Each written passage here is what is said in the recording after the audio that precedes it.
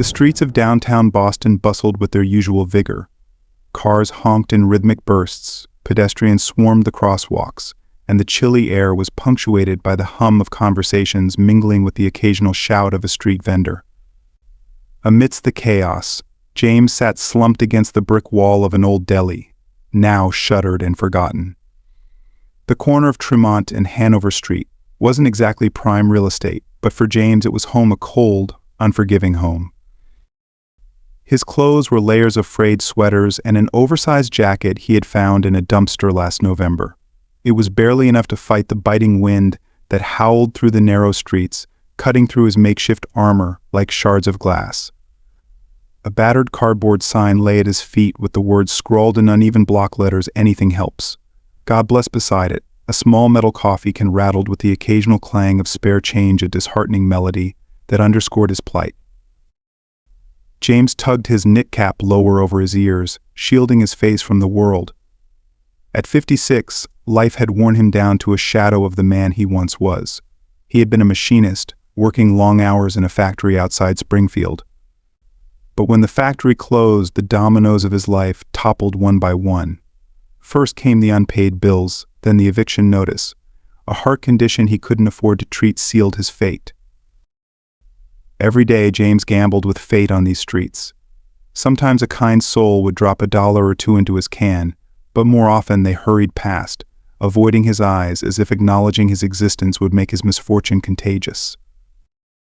Today was no different until it was. James shifted on the cold concrete, his hands trembling from the chill.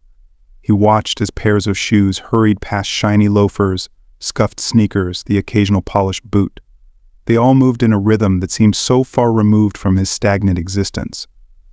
But then, a pair of pristine white sneakers stopped a few feet away. At first, James thought he was imagining it. Shoes like that didn't belong here, not in this part of the city.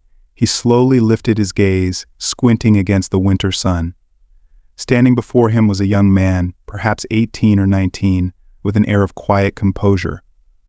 He wore a sleek navy jacket, his hands casually tucked into the pockets, and his sharp features were framed by a head of neatly cropped blonde hair. He was scrolling through his phone, seemingly oblivious to the world around him.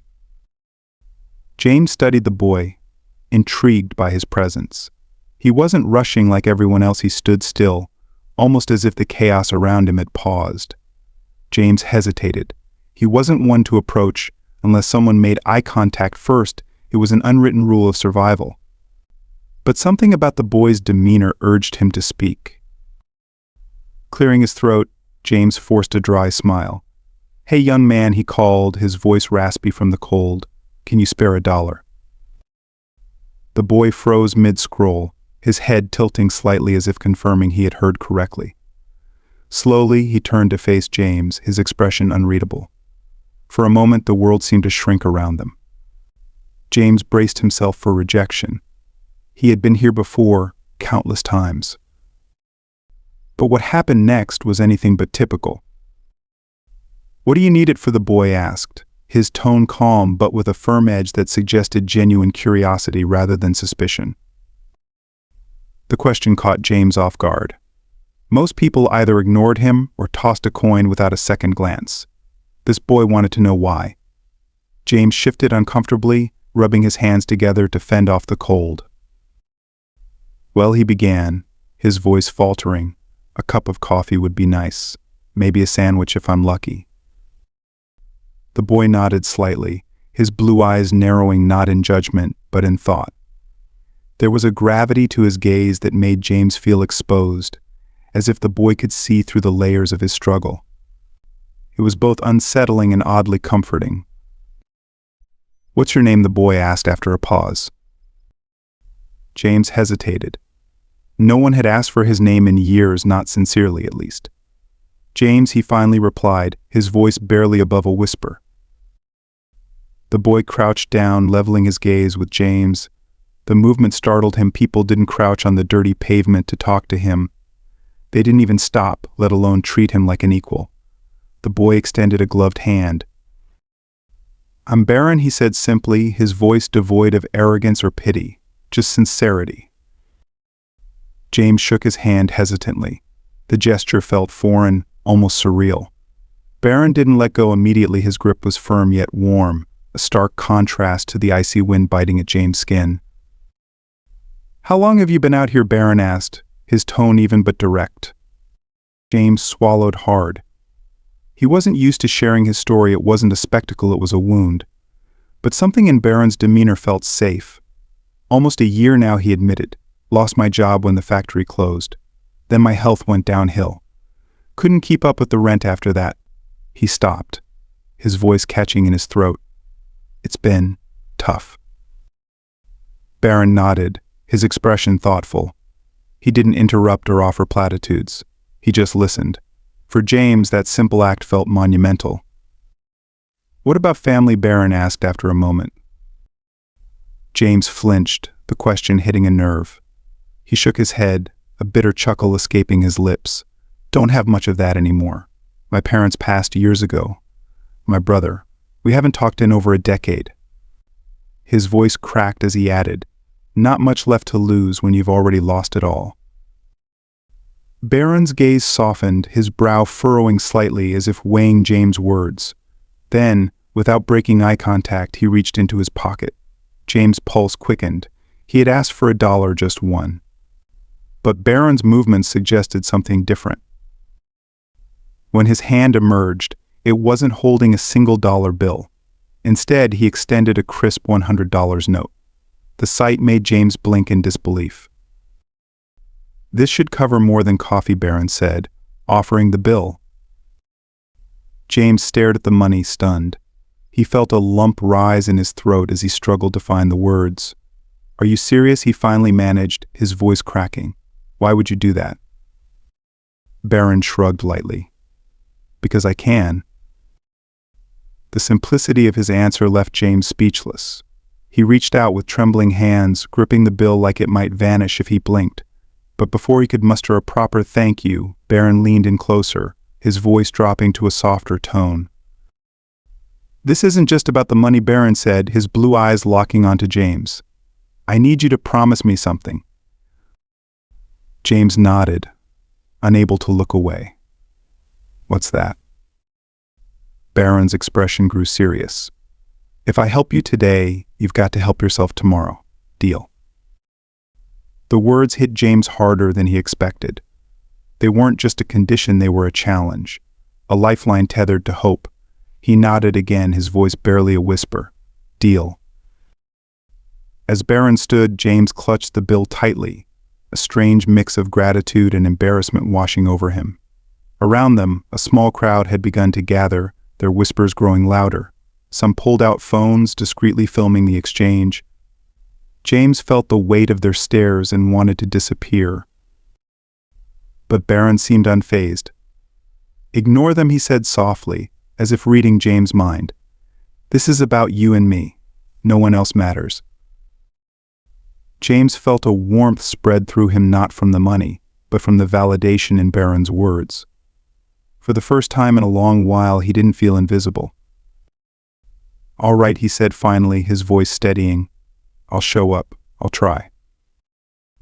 Barron smiled, his expression one of quiet pride. "That's all I wanted to hear." As he turned to leave, the crowd parted for him like water around a stone.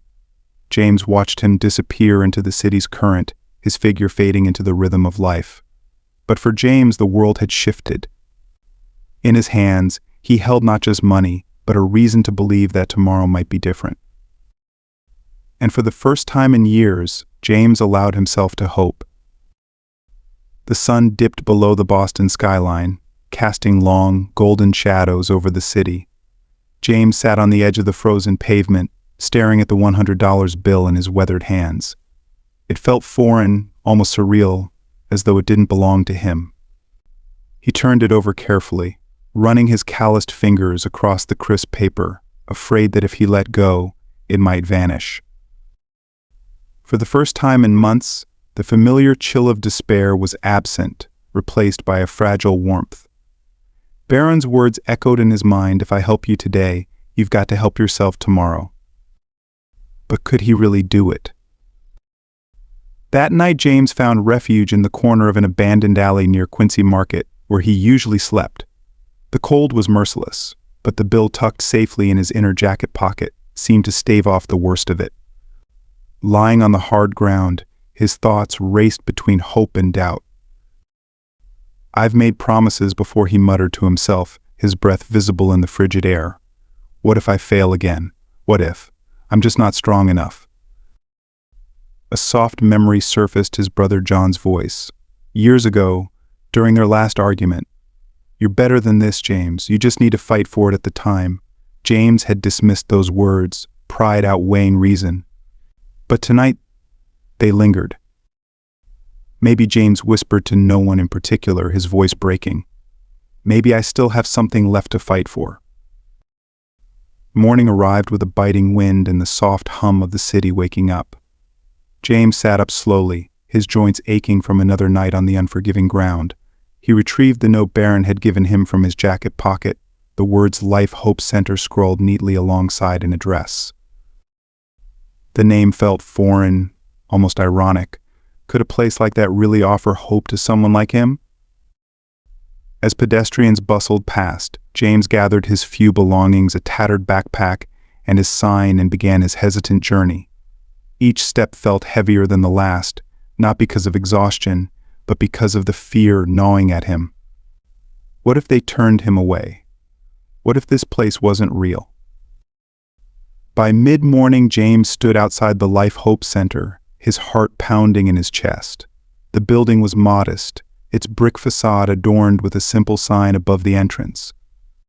The glass doors revealed glimpses of people coming and going, a young woman carrying groceries, a middle-aged man in a well-worn coat, a volunteer greeting newcomers with a warm smile. James hesitated. His hand gripped the strap of his backpack tightly as he fought the urge to turn around and disappear back into the anonymity of the streets. But then he remembered Barron's gaze, steady, unwavering in the promise he'd made. He took a deep breath and stepped inside. The warmth of the lobby enveloped him immediately, a stark contrast to the icy wind outside. The smell of freshly brewed coffee wafted through the air, mingling with the faint aroma of soap. James felt an odd sense of comfort, though his nerves still crackled beneath the surface. "Good morning," a woman's voice called out gently. James turned to see a middle-aged woman behind the reception desk. Her kind eyes met his with a sincerity that disarmed him. She wore a simple cardigan, her graying hair pulled back into a neat bun. "How can I help you today?" she asked, her smile encouraging but not intrusive. James hesitated, fumbling for the note in his pocket. His hands trembled as he unfolded it and placed it on the counter. A young man. "Barron, he told me to come here." The woman's face lit up with recognition. "Ah, so you're James. We've been expecting you." James blinked, caught off guard. "You have?" She nodded, stepping out from behind the desk. "Yes, Barron told us you might stop by. My name's Tracy. Come on, let's get you settled." Tracy led James through the center, her voice warm and reassuring as she explained the various services available. They passed a dining area where people were enjoying bowls of oatmeal and hot coffee. A bulletin board on the wall displayed job postings, free clinic schedules, and inspirational quotes. "This is a place for second chances," Tracy said, glancing at James. "No judgment, no pressure, just a chance to rebuild." James swallowed hard, the weight of her words pressing against the shield he'd built around himself. "I'm not sure I deserve a second chance," he admitted quietly. Tracy stopped and turned to face him, her expression soft but firm. "James, everyone deserves a second chance. Sometimes we just need someone to remind us of that." Her words lingered as she led him to a small office. Inside, a young volunteer greeted them with a friendly wave. They spent the next hour discussing James' situation, outlining a plan that felt daunting yet hopeful: a temporary bed in the shelter, a doctor's appointment to address his health issues, and enrollment in a job training program.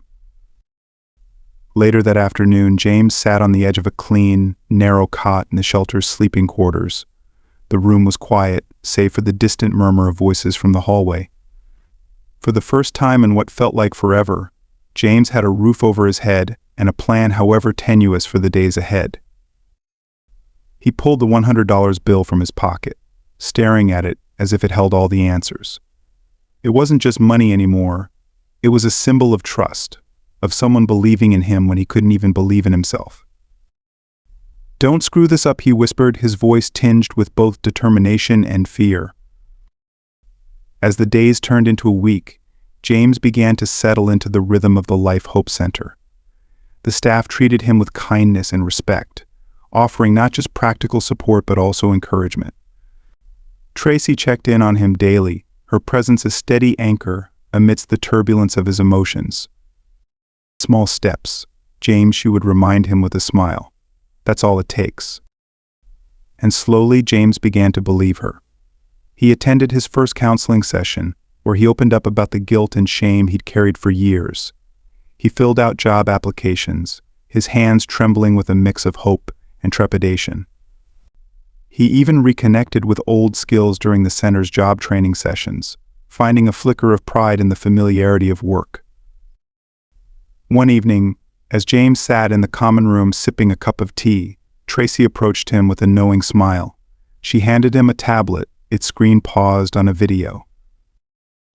"Have you seen this?" she asked. James frowned, shaking his head. "What is it?" She pressed play, and James watched in stunned silence as the scene unfolded. Barron kneeling beside him on the sidewalk, handing him the $100 bill, speaking words of encouragement. The video ended with a shot of James clutching the bill, his face a mix of disbelief and gratitude. "It's gone viral," Tracy said softly. "Millions of views. People all over the country are talking about it." James felt his cheeks flush with a mix of embarrassment and awe. Why? Why would anyone care about me? Tracy placed a hand on his shoulder. "Because your story is powerful, James. It's a reminder that kindness can change lives." James stared at the screen, his emotions a whirlwind. For the first time, he saw himself not as a victim of circumstance but as someone worth saving. The ripples of Barron's gesture extended far beyond the center. Donations poured in, allowing the Life Hope Center to expand its programs. Volunteers signed up in droves, inspired by the simplicity and impact of one young man's act of kindness. For James, the journey was far from over, but for the first time in years, he felt equipped to face it. He clung to Barron's words, finding strength in their simplicity. "If I help you today, you've got to help yourself tomorrow." And tomorrow, James decided, was a promise he intended to keep. The days at Life Hope Center began to blend into a quiet rhythm for James. Mornings were spent attending job readiness workshops, afternoons brought sessions with counselors, and evenings allowed him moments of quiet reflection. Each day was a step forward, however small, and for James, the smallest steps now carried profound weight. But as the world beyond the center buzzed with the viral sensation of Barron's act of kindness, James remained cocooned in the walls of the center, focusing on his promise to himself. Yet, life had a way of reminding him that the past was never too far behind. One crisp evening, James sat at a worn wooden table in the common room, his fingers tracing the edges of a notebook provided by the center. Inside, he had begun writing small goals for himself: update resume, attend job fair, and follow up with interviews. The list was modest but tangible, a roadmap to a future he hadn't dared to envision before. Tracy walked in, carrying 2 steaming mugs of tea. Her warm smile was a constant presence, a quiet reassurance that he wasn't alone. "Thought you might need this," she said, placing one of the mugs in front of him. James looked up, a faint smile tugging at his lips. "Thanks. You're really keeping me fueled with all this tea." "It's part of the plan," Tracy replied, sitting down across from him.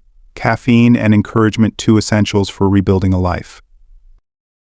They shared a small laugh, but James' expression soon grew somber. "You know," he began hesitantly, "I keep wondering why Barron did it, why he stopped for me." Tracy tilted her head thoughtfully. Sometimes the simplest acts of kindness come from a place of deep understanding. Maybe he saw something in you that reminded him of someone or himself. James nodded, her words resonating. I've been trying to believe I'm worth it, he admitted. It's hard. It is, Tracy said gently. But you're here. You're doing the work. That says a lot about your strength. Later that night, James lay awake on his cot, the quiet hum of the shelter surrounding him. His mind wandered to the past, as it often did in the stillness. He thought of his younger brother, John, the last connection to his family. They hadn't spoken in over a decade, not since their falling out over something that felt trivial in hindsight. Why didn't I call him? James thought, guilt creeping in like a shadow. Why didn't he call me? Sleep eventually claimed him, but his dreams were restless, filled with echoes of voices he hadn't heard in years. The following morning, as James navigated another day at the center, Tracy approached him with a peculiar expression. James, there's someone here to see you. James froze, his heart skipping a beat. See me? Who would? Before he could finish, Tracy stepped aside, and there he was, John. His younger brother stood in the doorway, his face a mixture of hesitation and hope. He looked older than James remembered, with streaks of gray in his hair and lines etched into his brow. But his eyes, those familiar, piercing eyes, held the same warmth. James, John said softly, his voice breaking the silence. James blinked, struggling to process the moment. John, his voice was barely above a whisper. John took a tentative step forward. I saw the video, he admitted, his hands shoved into the pockets of his coat. I didn't know things had gotten so bad for you. James felt a lump rise in his throat. You saw that, he asked, his voice trembling. John nodded. Yeah, and I realize I've been a coward. I should have reached out years ago.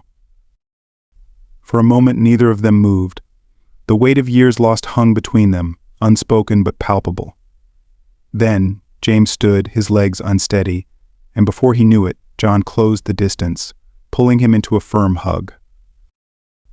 I'm sorry, John whispered, his voice thick with emotion. I'm so sorry.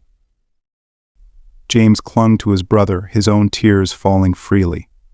I'm sorry too, he choked out. I've missed you. They spent the rest of the afternoon sitting on a bench in the small courtyard behind the center. The air was crisp, the faint scent of autumn leaves lingering. John listened intently as James recounted the events of the past decade, his struggles, his mistakes, and his journey toward rebuilding. I didn't want to be a burden, James confessed. I thought I could handle it on my own. John shook his head, his expression pained. You were never a burden, James. Family doesn't work that way. We should have been there for each other.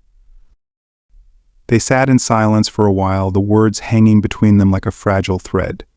Then John broke the stillness. So what's next for you? James hesitated, then glanced toward the center's main building. I don't know. But for the first time, I feel like I might have a chance. The center's been helping me. Barron. He gave me something I hadn't felt in a long time, hope. John smiled faintly. Well, whatever comes next, you're not doing it alone. I'm here, James. For real this time. The days that followed were transformative. With John's encouragement and the continued support of the Life Hope Center, James began to regain a sense of purpose. He attended job interviews, often rehearsing with Tracy beforehand. Each rejection stung, but each attempt strengthened his resolve. Meanwhile, the story of Barron's kindness continued to ripple across the country. News outlets picked up the viral video, and donations to the center skyrocketed. Barron himself remained quiet, declining interviews and public appearances, but his actions had already ignited a movement.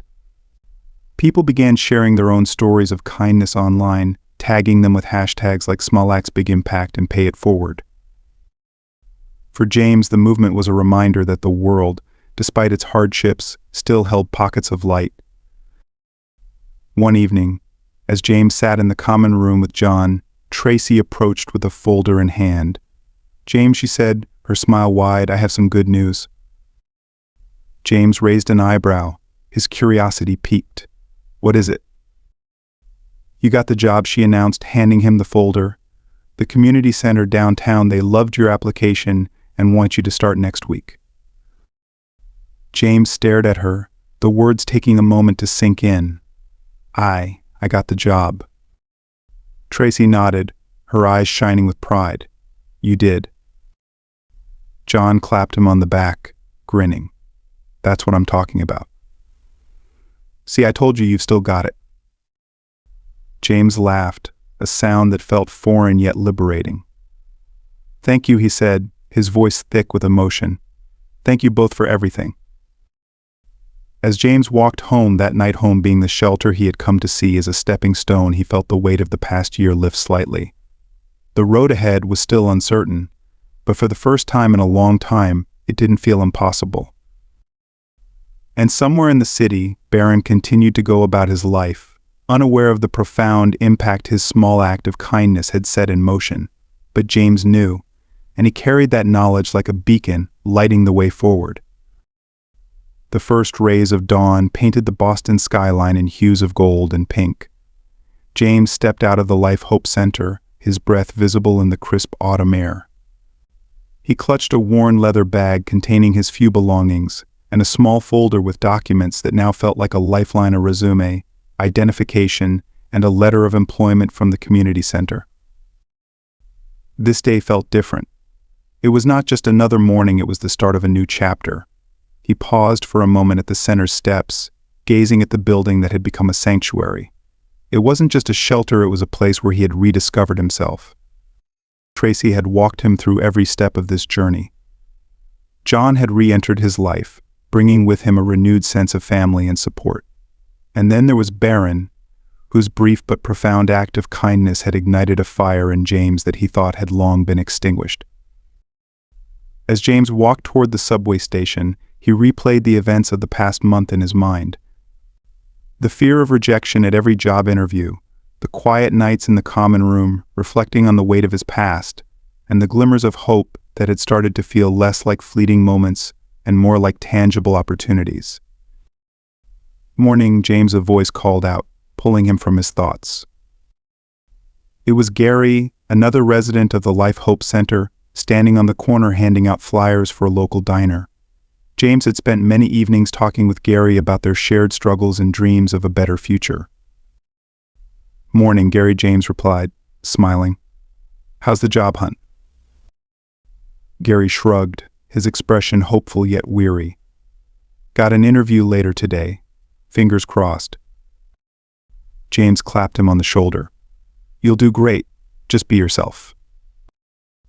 As they exchanged a few more words, James couldn't help but feel a deep sense of gratitude for the connections he had made. These people weren't just acquaintances, they were kindred spirits navigating a journey of healing together. Arriving at the community center felt surreal. The building was modest, with cheerful murals painted on its walls and a steady hum of activity from within. James hesitated briefly at the entrance, his nerves creeping in. This was his first job in years, a tangible step back into society.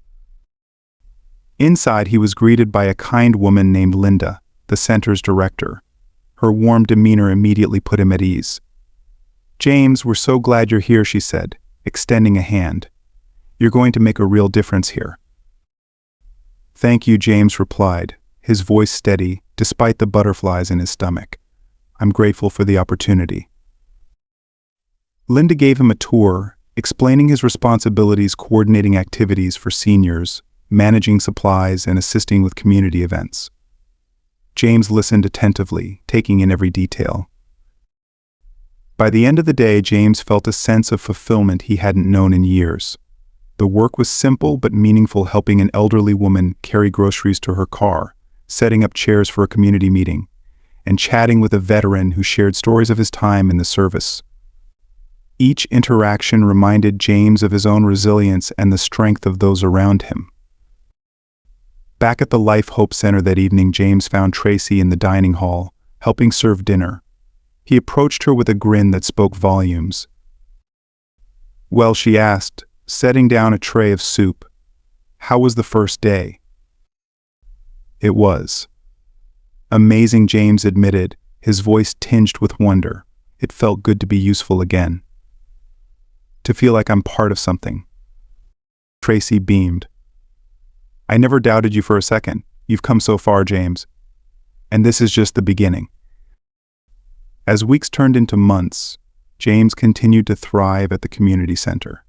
His routine brought him stability, and the connections he made enriched his life in ways he hadn't anticipated. Slowly, he began saving money, even sending small amounts to a savings account, something he hadn't done in over a decade. John visited frequently, their bond growing stronger with each conversation. They spoke of the past, but more importantly, they planned for the future. James shared his dream of one day mentoring others who had faced similar struggles, a dream that seemed less distant with each passing day. Barron remained a quiet figure in James' life, his name surfacing occasionally in conversations at the center. James often wondered if he would ever get the chance to thank the young man again, not just for the money but for seeing him when no one else did. One chilly December evening, James sat in the common room of the Life Hope Center, flipping through a scrapbook he had started compiling. It was filled with photos, letters of encouragement from the staff, and mementos from his time at the community center. Each page told a story of progress, resilience, and the kindness of strangers. As he turned another page, a familiar voice broke his concentration. "James." He looked up to see Linda standing in the doorway, holding an envelope. Her expression was unreadable, a mix of excitement and curiosity. "This came for you," she said, handing it to him. James took the envelope, his brow furrowing. The handwriting was neat, almost formal, and there was no return address. He opened it carefully, unfolding a single sheet of paper. His eyes scanned the words, his heart racing as he read. "Dear James, I've been following your journey from afar and am so proud of the progress you've made. You've proven that with a little help and a lot of determination, anyone can rise above their circumstances. I wanted you to know that you've inspired me, just as much as I may have inspired you. Keep going, James. The world needs more people like you. All the best, Barron." James stared at the letter, his hands trembling. A lump formed in his throat as he read the words again, absorbing their meaning. It wasn't just the message, it was the acknowledgement, the reminder that someone believed in him enough to check in, even from afar. Linda noticed the tears brimming in his eyes and placed a reassuring hand on his shoulder. "Are you okay?" James nodded, a smile breaking through the emotion. "Yeah," he said, his voice thick. "I think I'm better than okay." That night, as James lay on his cot, the letter tucked safely in his pocket, he felt an overwhelming sense of peace. His journey was far from over, but he was no longer walking it alone. Each person who had touched his life, Tracy, John, Linda, Barron, had played a part in his redemption. And now it was his turn to pay it forward. As he drifted off to sleep, a single thought lingered: tomorrow is a gift, and I'm ready to make the most of it. The first snow of the season dusted the streets of Boston, muffling the usual clamor of the city. James stood by the window of the Life Hope Center, watching flakes drift lazily to the ground. It had been 6 months since he'd walked through those very doors, broken and unsure of his future. Now he was a man transformed, steady, hopeful, and for the first time in years, full of purpose. The letter from Barron sat on his nightstand, a reminder of how far he'd come. He often glanced at it before leaving for work, finding strength in the words penned by the young man who had stopped for him on the sidewalk that fateful day. The community center was bustling as James arrived. Inside, a group of seniors sat around a table, laughing as they played a lively game of cards. In another corner, a volunteer handed out winter coats to families in need. James took it all in with quiet pride. This was his place now, a haven where he could give back. "James." "Over here," Linda called from the supply room. He hurried over, finding her sorting through boxes of donated toys for the upcoming holiday drive. "We're going to need some extra hands for this," she said, holding up a stuffed bear with a crooked bow. James chuckled, grabbing a nearby box. "I'll rally the troops." By midday, the toy drive was in full swing. Volunteers and staff worked side by side, arranging donations and wrapping gifts for the center's annual holiday event.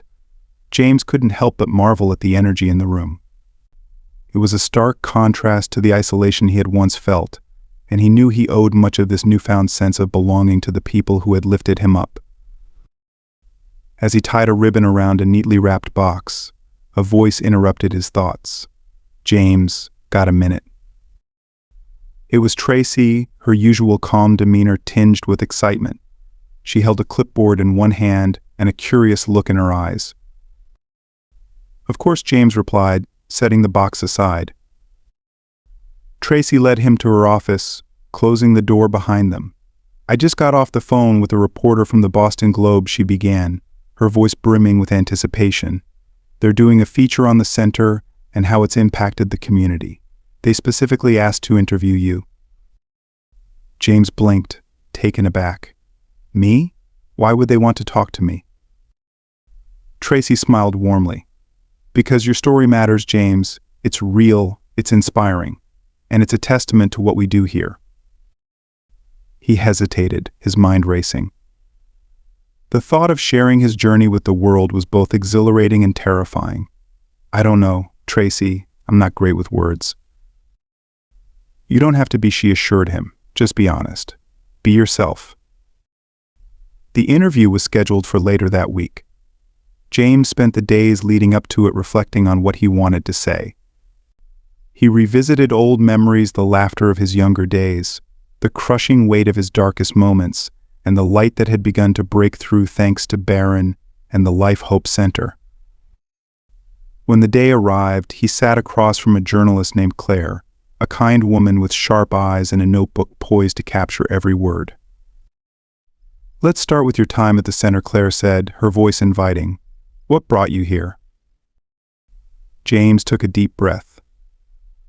"A promise," he began, his voice steady. "A young man named Barron stopped for me when no one else did. He gave me $100 and told me to use it to help myself. Coming here was the first step in keeping that promise." Claire nodded, jotting down notes. "And how has the center helped you?" James' eyes softened. "It gave me more than a place to stay. It gave me tools, support, and a community. I didn't just find help here, I found hope." They talked for over an hour, delving into James' journey, his relationship with his brother John, and the ripple effect of Barron's kindness. By the end of the interview, James felt a weight lift, as if sharing his story had unburdened a part of his soul. The article ran 2 weeks later, accompanied by a photo of James standing outside the Life Hope Center. Titled "A Second Chance," the man behind the promise, it detailed his transformation and the people who had supported him along the way. The response was overwhelming. Letters poured into the center, notes of encouragement, donations, and stories from others who had experienced similar struggles. One letter, in particular, stood out to James. It was from a man in California who had lost his home after a series of medical bills. Inspired by James' story, he had taken his first steps towards seeking help. "Your story reminded me that it's never too late," the man wrote. "Thank you for showing me that." As the holiday season approached, James threw himself into preparations for the center's annual gala, an event that raised funds and celebrated the progress of those it served. Linda had placed him in charge of organizing a presentation that would highlight success stories from the past year. "Make it personal," she advised. "People need to see the faces behind the numbers." James worked tirelessly, interviewing other residents, compiling photos, and weaving together narratives that captured the essence of the center. On the night of the gala, he stood backstage, clutching a stack of note cards. His nerves threatened to get the best of him, but a familiar voice steadied him. "You've got this," John said, placing a reassuring hand on his shoulder. "You've already lived the story. Now, just tell it." When James stepped onto the stage, the room fell silent. He took a moment to scan the crowd, donors, volunteers, and residents alike, all gathered in support of a shared mission. "I came to the Life Hope Center 6 months ago. Scared and broken," he began, his voice steady despite the emotions swirling within him. "But what I found here was more than shelter. I found people who believed in me, even when I couldn't believe in myself." He spoke of Barron's act of kindness, the staff's unwavering support, and the connections he had built with others like Gary and John. As he finished, the room erupted in applause, a standing ovation that left him humbled and deeply moved. That night, as James walked home with John, he felt a sense of peace he hadn't known in years. The streets were quiet, the snow underfoot crunching softly with each step. "You were amazing up there," John said, his breath visible in the cold air. "I'm proud of you." James smiled, his heart full. "I couldn't have done it without you or everyone at the center." John stopped, turning to face his brother. "You're the one who made the choice to change, James. Never forget that." As they continued their walk, James thought of the journey ahead. He still had goals to achieve, people to help, and a life to build. But for the first time, he wasn't afraid. He carried with him the lessons of the past, the strength of his present, and the hope of a brighter future. And in his pocket, folded neatly, was Barron's letter, a constant reminder of the power of small acts and the endless possibilities they could create.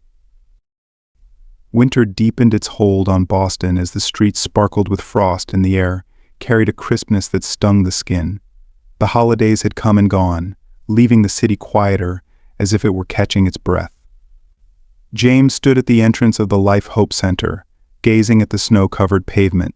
Today was his day off, and he had decided it was time to revisit a part of his past he had avoided for years.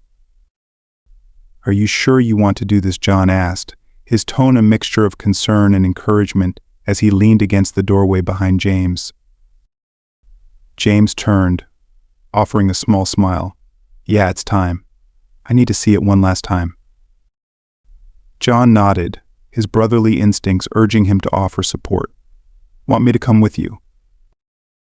James hesitated before shaking his head. "I think I need to do this alone." The drive to Springfield was long and winding, the snowy landscape blurring into a monochrome canvas. As James approached the outskirts of the city, a wave of nostalgia hit him. This was where he had spent most of his life, working tirelessly at the factory, building what he thought would be a stable future. But stability, he had learned, could be as fleeting as the snowflakes now melting on his windshield. The factory loomed ahead, its once bustling grounds now overgrown and silent. James parked the car and stepped out, his boots crunching on the icy gravel. The skeletal structure of the building stood as a ghost of its former self, windows boarded up and machinery rusting in the cold. For a moment he simply stood there, letting the memories wash over him, the sound of machines humming, the camaraderie with coworkers, and the sense of purpose he had once felt. It was here that he had built a life, and it was here that life had unraveled. "Hey, old man," a voice called out, startling James from his thoughts. He turned to see a younger man, perhaps in his late 20s, standing nearby. His hands were shoved deep into his coat pockets, and his expression was one of curiosity rather than malice. "What are you doing here?" the man asked. James hesitated before answering. "Used to work here. Just taking a walk down memory lane." The man nodded, stepping closer. "Yeah, my dad worked here too. Talked about it all the time. Said it was like a second home for a lot of folks." It was James replied, his voice heavy with emotion. "It really was." The younger man studied him for a moment. "So what brings you back?" James exhaled, his breath forming a cloud in the cold air. "Closure, I guess. This place was my life, and when it closed, I didn't know who I was anymore. It took me a long time to figure it out." The man tilted his head. "And did you?" James met his gaze, a faint smile forming. "I think I'm getting there." Later that afternoon, James returned to Boston, feeling lighter somehow, as if a burden he hadn't realized he was carrying had been lifted. He made his way to the community center, where a group of children was gathered for an after-school program. The room buzzed with energy as kids built Lego towers, worked on puzzles, and painted colorful masterpieces. James, a little girl named Mia, called out, her paint-streaked hands waving excitedly. "Come look at my painting." James crouched beside her, his eyes lighting up at the sight of her work. It was a winter scene, complete with a snowman and a bright yellow sun. "That's beautiful, Mia," he said, his tone genuine. "You've got real talent." Mia beamed, her smile infectious. "Thanks," Miss Linda said. "We're going to hang them up for everyone to see." "That's a great idea," James said, feeling a swell of pride for the young artists around him. As the evening wound down, James sat with Linda in the staff lounge, sipping coffee from mismatched mugs. The warmth of the room and the camaraderie they shared felt like a sanctuary. "You've come a long way," James Linda said, her voice filled with admiration. "It's hard to believe you're the same man who walked through those doors 6 months ago." James chuckled softly, setting his mug down. "Sometimes I can't believe it either. But I had a lot of help, people like you, Tracy, and even Barron. Without you all, I'd still be on that street corner." Linda smiled knowingly. "But you made the choice to keep going. That's what matters." They sat in comfortable silence for a moment before Linda spoke again. "You know, there's something I've been meaning to ask you. Have you ever thought about taking on a mentorship role here? You've been through so much, and I think your story could inspire others who are just starting their journey." James considered her words, a spark of possibility igniting within him. "I'd like that," he said slowly. "If my story can help even one person, it's worth it." In the weeks that followed, James began mentoring new residents at the Life Hope Center. He listened to their stories, offering advice and encouragement drawn from his own experiences. Each interaction reminded him of how far he had come and how much further he could go. One evening, as he was leaving the center, he noticed a familiar figure standing by the entrance. It was Gary, clutching a letter with trembling hands. "Gary? Everything okay?" James asked, concern etched on his face. Gary looked up, his eyes wide with disbelief. "I got the job," he said, his voice cracking. "I can finally get out of here." James grinned, pulling Gary into a congratulatory hug. "That's incredible, Gary. I'm so proud of you." "You're the one who kept telling me not to give up," Gary said, his voice filled with gratitude. "I wouldn't have made it without you." Spring arrived, melting the snow and bringing new life to the city. The Life Hope Center continued to thrive, its impact rippling far beyond its walls. James often found himself reflecting on the journey that had brought him here from a street corner in Boston to a place of purpose and hope. One sunny afternoon, as he walked through the park near the center, James spotted a familiar face sitting on a bench.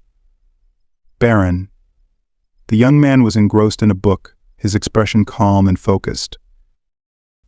James approached hesitantly, unsure if Barron would remember him. "Barron," he called softly.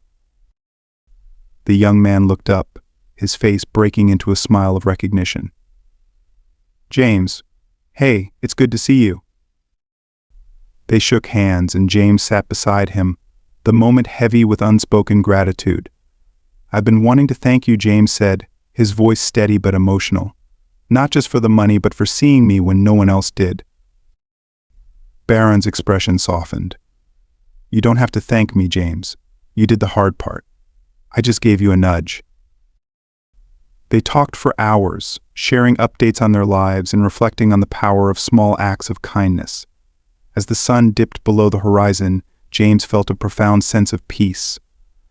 This was not just the end of a chapter, it was the beginning of a legacy. From that day forward, James continued to build on the foundation of hope that had been given to him. He became a pillar of strength for those who walked through the doors of the Life Hope Center, a living testament to the transformative power of kindness and resilience. And every so often, when he needed a reminder of how far he had come, he would read Barron's letter, his heart swelling with gratitude for a stranger who had changed his life forever. James' journey is one of hope, resilience, and the transformative power of a single act of kindness. But let's pause for a moment and imagine, what if that chance encounter with Barron Trump had never happened? Would James have found the courage to take the first step toward rebuilding his life? Would he have discovered the strength within him to fight back against the darkness? This question reminds us how pivotal small moments can be. One choice, one conversation, one act of compassion can change the trajectory of a person's life. James' story shows us that while external help can spark hope, it's the determination within us that carries us forward. Now, we want to hear from you.